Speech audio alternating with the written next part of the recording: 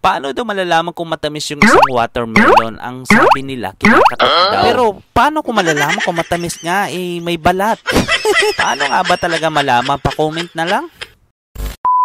It's another day, it's another vlog mga idol. Pauwi na nga tayo ngayon. At dahil nga still Ramadan pa rin is maaga tayo makakauwi. Dahil during Ramadan kasi maaga yung uwian kasi less lang yung hours ng duty. At dahil late na nga ako lumabas sa trabaho, ayun at nahuli na ako. Yan, napaupo na ako sa likuran. Medyo tumatanda na nga tayo mga idol at lumalabas na ang mga sumpa. At kahit anong gawin ko at talaga hindi na matatago yung mga puting buhok.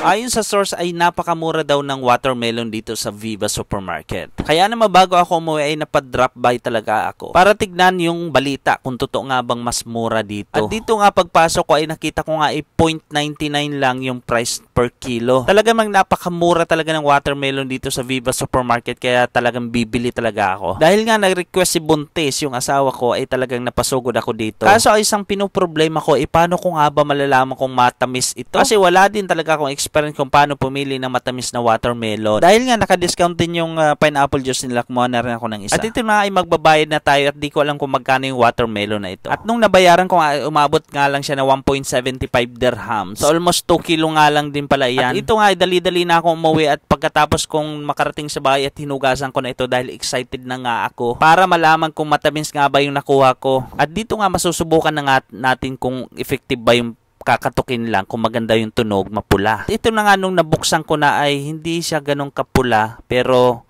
try natin kung matamis naman. Kasi meron talagang mga watermelon na kahit hindi kapulahan pero sobrang tamis. At nung kinagat ko na nga ito at napakasarap at napakatamis talaga kahit hindi siya ganong kapula. Kasi depende pala yan sa variety ng watermelon. Kaya talagang sulit na sulit yung 2 dirhams dito sa watermelon na nabili ko. At for sure matutuwa na ito si Mami Shine. Dahil talaga request niya to na bumili daw ako ng watermelon. At itong araw na nga ito ay schedule ng check-up ni Mami Shine. Kaya naman after namin kumain ay bababa kami maya-maya.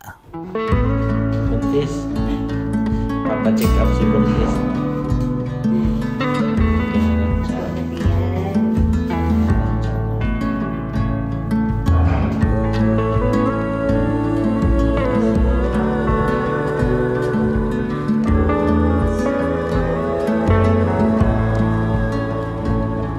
Bali malapit nga lang pala yung doktor or yung hospital na pupuntahan namin kaya walking distance lang sa bahay namin. At pagkatapos nga ng check-up ni Mami Sinet, napadaan din kami sa supermarket para bumili ng mga kailangan namin sa bahay gaya ng sabon. At bumili lang kami ng mga another pang mga prutas kasi nga mas maganda daw to sa mga buntis.